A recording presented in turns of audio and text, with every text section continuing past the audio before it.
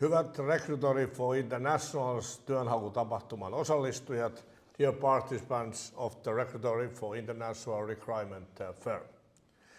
Monet suomalaiset työnantajat kamppailevat osaajapulan kanssa.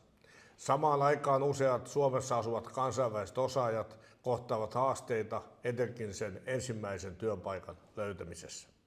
Recruitory for Internationals työnhakutapahtuman kaltaiset tilaisuudet tuovat työnantajat ja työtä etsivät osaajat yhteen ja mahdollistavat siten kohtaamisia.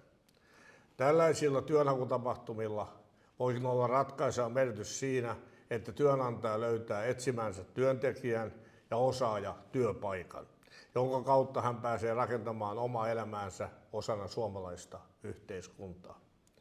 Kannustankin kaikkia paikalla olevia työnantajia avaamaan ovensa kansainvälisille osaamille ja tarjoamaan sen tärkeän ensimmäisen työpaikan Suomessa. Tutkimukset osoittavat, että monimuotoisuus tuo työyhteisöihin uusia näkökulmia ja kasvun mahdollisuuksia. Finland needs new talents and new insights. However, it seems that at the same time as employers have difficulties in finding suitable talents, many international talents face difficulties in finding employment opportunities. That is why requirement events like this are needed. They help in bringing internationals and employers together. To all of the international participating in the event, I want to say that events like these can make a change.